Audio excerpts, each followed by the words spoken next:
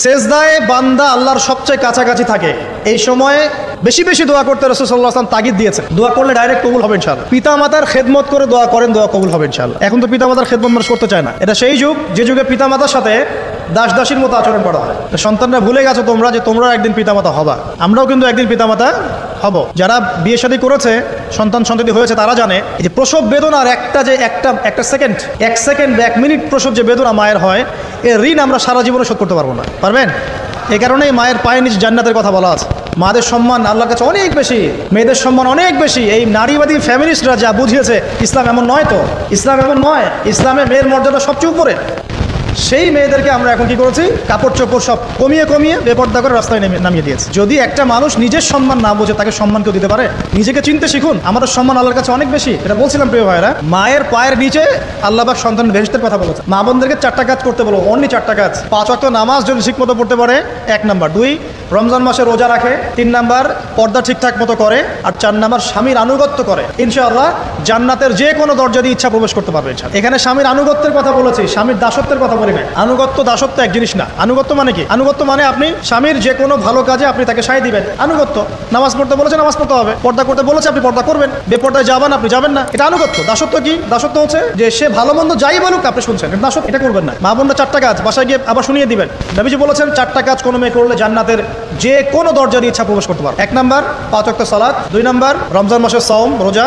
3 number, পর্দা ঠিকঠাক মতো করবে, লজ্জাস্থানের হেফাজত। এবং 4 নাম্বার, স্বামীর আনুগত্য করা। মায়ের খেদমত করে দোয়া করেন, দোয়া কবুল হবে ইনশাআল্লাহ। বাবার খেদমত করে দোয়া করেন, দোয়া কবুল হবে ইনশাআল্লাহ। কোরআন তেলাওয়াত করে দোয়া করেন, দোয়া কবুল হবে ইনশাআল্লাহ। মনে করেন শেষ রাতে উঠেছেন, মানে শেষ রাত বলতে বুঝাচ্ছি এই ধরেন যে 2টার পর থেকে, এখন 2টা 2:30 পর থেকে নিয়ে ফজর পর্যন্ত শেষ রাতে উঠেছেন। এই সময় আপনি যা দোয়া করবেন ইনশাআল্লাহ কবুল হবে। হ্যাঁ, বলতে বাধ্য হচ্ছি, এখনকার তরুণ সমাজ ওই 2টা 2:30টার দিকে ওই যে কার কার খেলা থাকে, ওই খেলাগুলো দেখার জন্য ওঠে, তাহাজ্জুদ পড়ার জন্য উঠতে পারেন।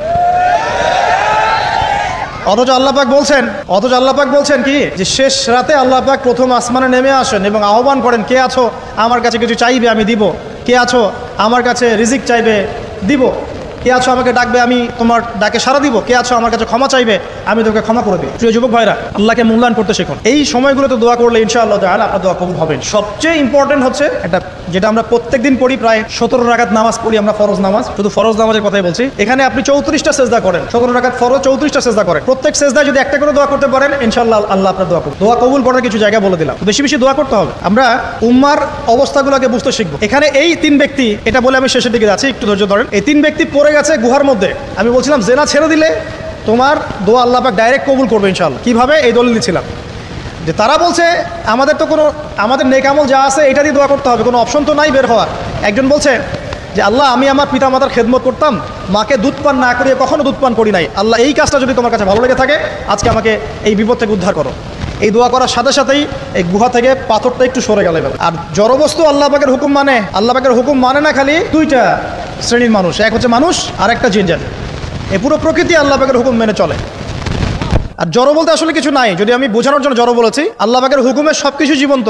এই যে মাটিতে আমরা বসে আছি না এখন, এই মাটি কিয়ামতের মাঠে সাক্ষী দিবে যে এখানে মাহফিল হয়েছিল। হ্যাঁ, ওইখানে বসে তুমি টিকটক করেছো, লেকচার শুনো নাই ভালো করে। একটা মাহফিলে যাচ্ছিলাম, দেখলাম যে এখন স্টেজে উঠি নাই, ওই সুযোগে দেখলাম যুব সমাজ রাস্তার পাশে দাঁড়িয়ে সিগারেট খাচ্ছে, ব্রেক নিচ্ছে, আগে চা সিগারেটের ব্রেক। হুজুর আসলে আলোচনা শুনবো। এখানে এসে যদি আমরা মানে কোরআন সুন্নাহর বাইরে কোনো কাজ করি, এই মাটি আবার সাক্ষী দিবে। এটা দলিল কোথায় আছে? সূরা জিলজাল পড়ে দেখবেন। সূরা জিলজালের মধ্যে দলিল আছে যে আল্লাহ পাকের হুকুমে এই জমিন কথা বলবে ইনশাআল্লাহ। আল্লাহ পাক হুকুম করলেন। জি, তো একটু সরে গেল ওই পাথর। তারপরের ব্যক্তি দোয়া করছে, আল্লাহ, আমার একজন কাজের লোক ছিল, সেই কাজের লোক কিছু টাকা পেত, টাকা না নিয়ে বেচারা চলে গেছে, আমি ওই টাকা দিয়ে কিছু পশু কিনেছি, এই পশুগুলো কিনে আমি পালন করেছি। অনেকদিন পর সেই ব্যক্তি এসেছে আমার টাকা দাও। তখন আমি বলেছিলাম যে এই যতগুলো পশু দেখছো সব তোমার। সেই লোক বলছে, আমার সাথে কি ঠাট্টা করছো? বলছে, না ঠাট্টা করছি না, তোমার টাকা দিয়ে আমি পশু কিনেছিলাম, এই প্রজনন হতে হতে হতে আজকে এতগুলো হয়েছে, সব তোমার, নিয়ে যাও। আল্লাহ, কলিজা দেখেন, আসলে দান করার জন্য কলিজা লাগে, টাকা লাগে না। আল্লাহর পথে দান করার জন্য কলিজা লাগে, টাকা লাগে না। আর কিছু মনে করবেন না, আমি বিভিন্ন মাহফিলে যাচ্ছি, একটা কমন দৃশ্য দেখি এই কালেকশনের। আমার জানা নাই যে এভাবে নাম লিখিয়ে কোনো কালেকশন নবীর যুগ থেকে হয়েছে, আমার জানা।